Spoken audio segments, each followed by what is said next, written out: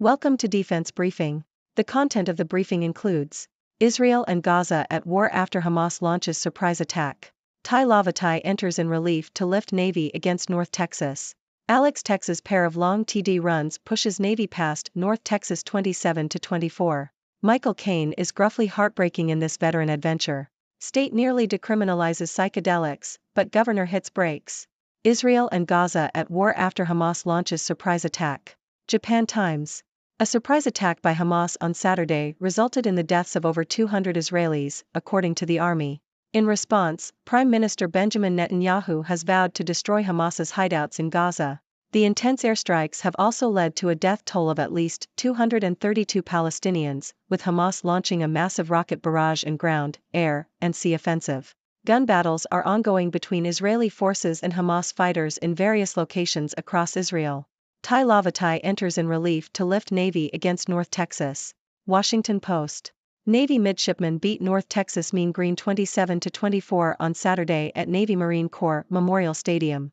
The midshipmen had gone the first 5 games of the season without completing a pass until Tai Lavatai replaced Blake Horvath in the first half. Lavatai threw a touchdown pass to Nathan Kent before the break and ended the game 4 for 8 passing for 75 yards. Texas pair of long TD runs pushes Navy past North Texas 27-24. Associated Press. Navy held off North Texas with a final score of 27-24 in a close game.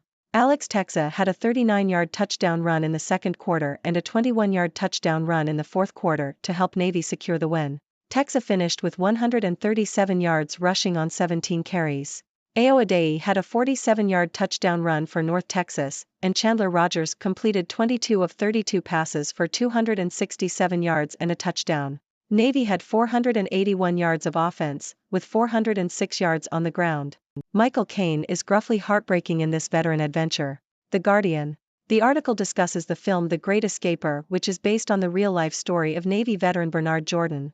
The film follows Jordan as he decides to make the trip to attend the 70th anniversary of the D-Day landings, despite missing the boat to apply for the event. The film is unexpectedly melancholic, with a focus on Jordan's survivor's guilt and the psychological wounds sustained in battle. The director, Oliver Parker, takes a no-frills approach to the film, but there is a real emotional heft to the storytelling. Michael Caine, who plays Jordan, delivers a gruffly heartbreaking performance and is praised for his acting at 90 years old. Overall, the film is described as a gently comedic big-screen treatment with a chipper flat-capped caper to the continent. State nearly decriminalizes psychedelics, but governor hits brakes. The Guardian.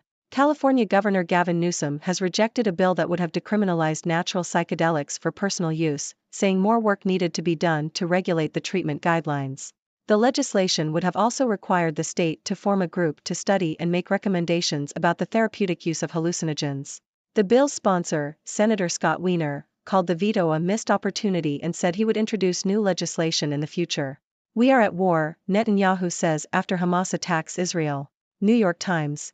Israeli Prime Minister Benjamin Netanyahu has declared we are at war and we will win it after Palestinian militants launched an attack on southern Israel.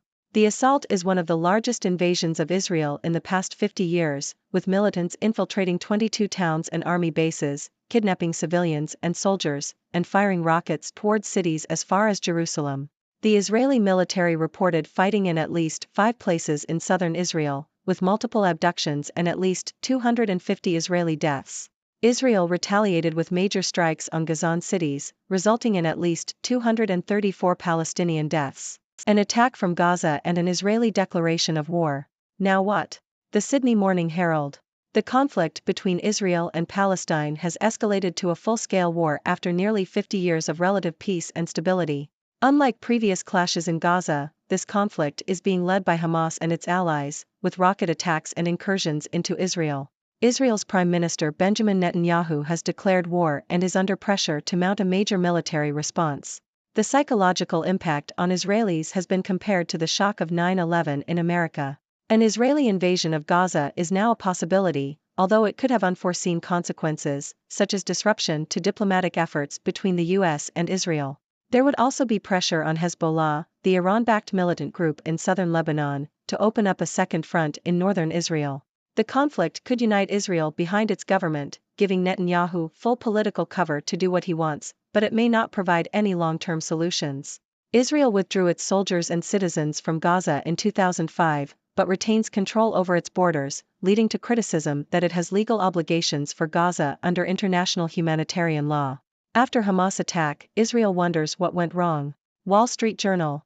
Israel's failure to anticipate a Hamas attack on Saturday has raised concerns about the country's security and intelligence apparatus. The attack, which involved the use of rockets, paragliders, motorcycles, pickup trucks, and boats, was well planned and surprising in its level of sophistication. Israel, with its Iron Dome air defense systems, had previously been thought to have rendered Gaza's main threat of short-range rockets ineffective. Israeli security leaders had played down the threat from Hamas in recent months, as the group abstained from conflicts started by its smaller ally in Gaza, Palestinian Islamic Jihad. There was a sense that Israel had contained the dangers posed by Hamas militants. Last month, the Israeli military confidently characterized Gaza as being in a state of stable instability. Israelis are now questioning how the country's armed forces could have been so unprepared for such a dangerous scenario. Here is a timeline of the clashes between Palestinian militants and Israel. New York Times. The article provides a summary of the main events in the Israeli-Palestinian conflict over the past century. It highlights significant incidents such as the Oslo Accords in 1993, the First Intifada in 1987, and the signing of the peace treaty between Egypt and Israel in 1979. The article also mentions several instances of violence and conflict, including the recent attacks by Hamas and Israeli military raids in the Palestinian city of Jenin. Overall, the article emphasizes the long and complex history of the conflict, which has resulted in the loss of thousands of lives and ongoing tensions in the region. The day that stunned Israel, attacks shake faith in intelligence services. Financial Times. Hamas militants launched a large-scale attack on Israel from the Gaza Strip, with hundreds of fighters infiltrating the country by land, air, and sea. The scale of the attack has been compared to the 1973 Yom Kippur War and has stunned Israel, with at least 200 Israelis confirmed dead and dozens taken hostage. The attack breached Israel's defenses despite its formidable intelligence service and extensive network of informants. The attack's planning went undetected, despite security officials acknowledging that it must have taken months, if not longer. Ladies and gentlemen, I am Dr. Six, your favorite observer from the sixth dimension. Today, I bring you a mix of news from different corners of the world. We have updates on the conflict between Israel and Gaza, a surprising victory in a college football game, a review of a heartfelt film, a rejected bill in California, and concerns about Israel's security apparatus. Let's dive in. First, we have the ongoing conflict between Israel and Gaza. Hamas launched a surprise attack on Israel, resulting in casualties on both sides. Prime Minister Benjamin Netanyahu has vowed to destroy Hamas's hideouts in Gaza, leading to intense airstrikes. The situation is dire, with gun battles occurring in various locations. It's a tense situation, and both sides are feeling the pressure. It's a war that nobody wants, but unfortunately, it seems unavoidable at this point. Next, we have some lighter news from the world of sports. Navy midshipmen emerged victorious against North Texas in a close game. It was a memorable match, with Tai Lavatai stepping in and leading Navy to victory. The game showcased the importance of adaptability and seizing the opportunity when it arises. Well done, Navy! Moving on to the world of entertainment, we have a review of the film The Great Escaper. It tells the story of Navy veteran Bernard Jordan and his journey to attend the 70th anniversary of the D-Day landings. The film is praised for its emotional depth and Michael Caine's outstanding performance. It's a reminder of the sacrifices made by veterans and the psychological toll war can take. Definitely worth a watch. Shifting gears, we head to California, where Governor Gavin Newsom has rejected a bill that would have decriminalized natural psychedelics. He believes more work needs to be done to regulate treatment guidelines. While some may be disappointed, Senator Scott Wiener is determined to introduce new legislation in the future. It's a missed opportunity for now, but progress can still be made. Lastly, we have concerns about Israel's security and intelligence apparatus. The recent Hamas attack has raised questions about how such a well-planned and coordinated assault went undetected. Israel's armed forces are under scrutiny, and there is a sense of disbelief and shock. It's a wake-up call that even the most capable systems can sometimes falter. So there you have it, a mix of news from around the world. The situation in Israel and Gaza is escalating, sports can surprise us, movies can touch our hearts, political decisions can be disappointing, and even the most advanced security systems can be caught off guard. It's a reminder that life is full of twists and turns, and we can never predict what will happen next. Now, I turn to you, my dear audience. What are your thoughts on these news stories? Have you ever been caught off guard by a surprising turn of events? Share your experiences and questions, and let's engage in a lively discussion. Remember, life is a roller coaster, so buckle up and enjoy the ride. Thank you for joining me today, and until next time, stay curious and keep exploring the mysteries of our world. This is Dr. Six, signing off. Thank you for tuning in. The content above showcases the latest briefing reports and analytical synopses, thoughtfully curated by the 6Do team.